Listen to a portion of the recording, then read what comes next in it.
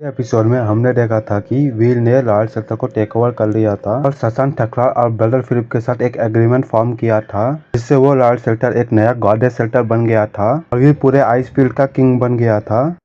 और फिर इस एपिसोड की स्टार्टिंग में हमें लॉर्ड सेक्टर का एक रूम दिखाया जाता है जहाँ पर वीर और सिल्वर फॉक्स बैठे हुए रहते हैं। तभी वीर टेस्ट ठकराल की दी गई जीन क्रिएशन पीर को बाहर निकालता है और वीर के उस पीर को बाहर निकालते ही सिल्वर फॉक्स जल्दी से उस पीर की ओर बढ़ने रखता है, लेकिन तभी वीर सिल्वर फॉक्स को रोक लेता है उस पीर को खाने से। तभी वीर सिल्वर फॉक्स से कहता है, आखिर तुम इतने आची कब से हो गए हो और अभी तक मेरे को ये मालूम नहीं चला कि ये पीर कैसे काम करती है। और उसी समय माही भी वीर के रूम में आ जाती है और वीर को देखने के बाद कहती है, हेलो डायरेक्टर। और जैसे ही वीर डायरेक्टर नाम के शब्द को सुनता है उसके हाव भाव बहुत ज्यादा ही अजीब हो जाते हैं। तभी वीर कहता है, क्या डायरेक्टर? डायरेक्टर शब्द सुनने में कुछ ज्यादा ही अजीब लगता है। वीर की बात सुनने के बाद माही कहती है, लेकिन मैं गॉडेस सेक्टर के ओनर को डायरेक्टर नहीं बुलाऊंगी तो किसके बुलाऊंगी मैं। तभी माही वीर के टेबल पर लर्ज बुक रखती है।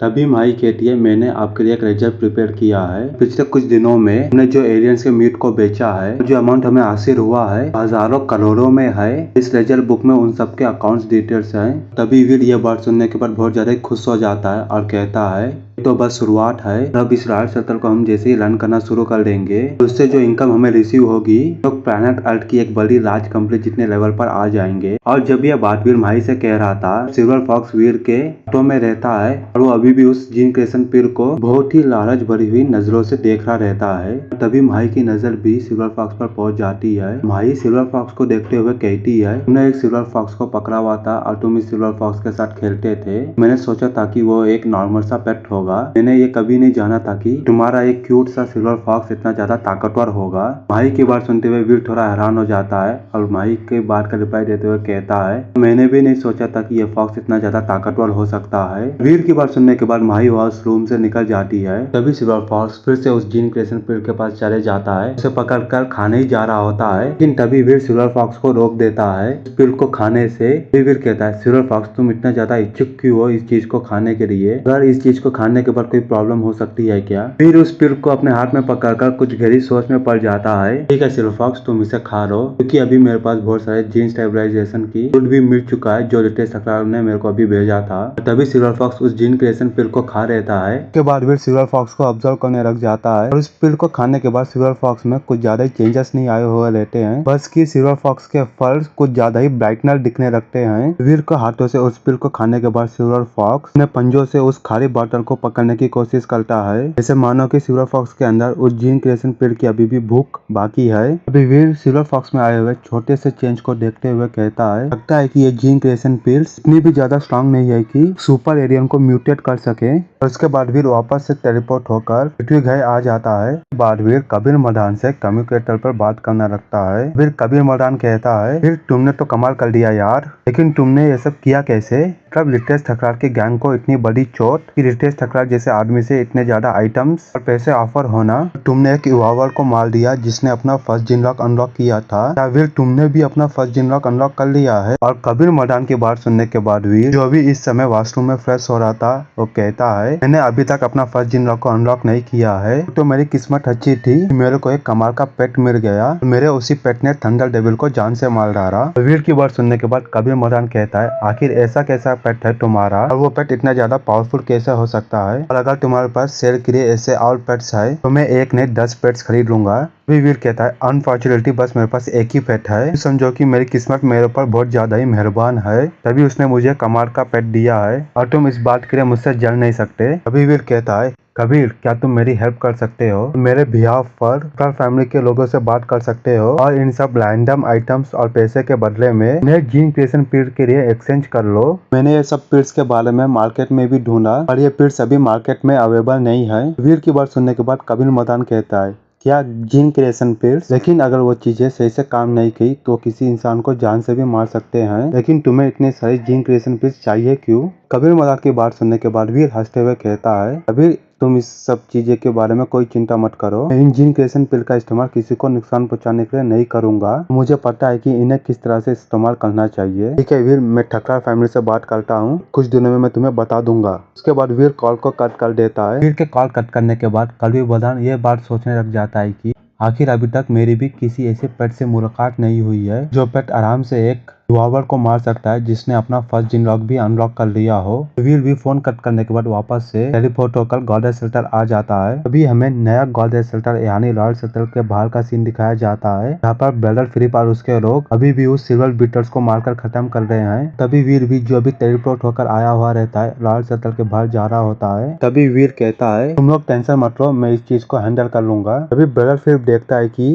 वीर अकेले ही अपने हाथों में सिल्वर फॉक्स पकड़े हुए सिल्वर बीटर के पास जा रहा होता है और वो सिल्वर बीटर्स जैसे ही सिल्वर फॉक्स को देखते हैं वो सिल्वर फॉक्स के दल के मारे दूर चले जाते हैं। तभी ब्रदर फिलिप कहता है डायरेक्टर वीर है जा, ये सिल्वर बीटर्स बहुत ज्यादा ही अजीब हैं। इन्हें मारने के बाद पावर स्क्रीन पर किसी भी तरह की इंफॉर्मेशन नहीं आती है। ना तो इनके मरने के बाद डेविसोर हासिल करने का कोई तरीका है, ना ही इन लोगों की बॉडी को इन सिल्वर बीटर्स के मरने के बाद इनकी बॉडी डायरेक्टली डिकम्पोज हो जाती थी। ब्रदर फिलिप की बात सोचने के बाद और ब्रदर फिलिप की बात सुनने के बाद वीर भी मन ही मन में सोचता है आखिर ऐसा कैसे, सिल्वर बीटर्स को मारने के बाद कोई डेविड सोल कैसे नहीं मिल सकती है। फिर वीर बहुत ज्यादा सोचता है और फिर तुरंत ही वीर प्रिंसेस इन को बुलाता है और फिर अगले ही पल प्रिंसेस इन की खूबसूरत शैडो वीर के सामने आके खड़े हो जाती है। अभी वीर प्रिंसेस इन से पूछता है ये बताओ इन सिल्वर बीटर्स का क्या चक्कर है। अभी प्रिंसेस इन कहती है ये बीटर्स ऐसा इसलिए करते हैं क्योंकि ये बीटर्स एरियंस ही नहीं है। प्रिंसेस इन की बात सुनने के बाद वीर बहुत ज्यादा कंफ्यूज हो जाता है और कहता है क्या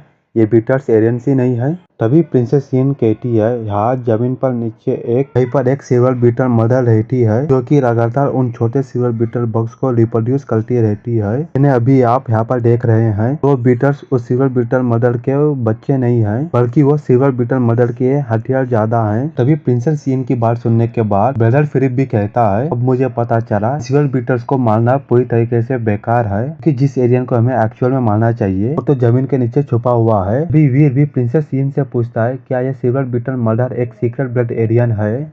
और वीर की बात सुनने के बाद प्रिंसेस सीन कहती है हाँ, और उस सिल्वर बीटर मर्डर को मारना इतना भी ज्यादा मुश्किल नहीं है। इनफैक्ट अगर मेरी बहन मेरे साथ हो हम दोनों साथ मिलकर उस सिल्वर बीटर मर्डर को बहुत आसानी से मार सकते हैं। तभी प्रिंसेस सीन की बात सुनने के बाद वीर कहता है ये तो बहुत ज्यादा कमाल की बात है और प्रिंसेस यान को बुला रहता है। तभी इसी समय वीर के सामने दो बहुत खूबसूरत सी स्पिरिट खड़ी हुई रहती हैं। उसके बाद प्रिंसेस सीन और प्रिंसेस यान दोनों एक दूसरे को देखती हैं, फिर अपने तलवारों को ऊपर उठाती हैं। इससे दो अलग अलग तरह की लाइट्स प्रोड्यूस होती हैं, सिल्वर रंग की और एक गोल्डन रंग की। और फिर पलक झपकते ही दोनों स्पिरिट एक साथ फ्यूज हो जाती हैं और एक नई लड़की बन जाती है। वो स्पिरिट अभी गोल्ड और सिल्वर रंग के आर्मर से ढकी हुई थी। उसके दोनों हाथ में एक गोल्डन रंग की और एक सिल्वर रंग की तलवार थी।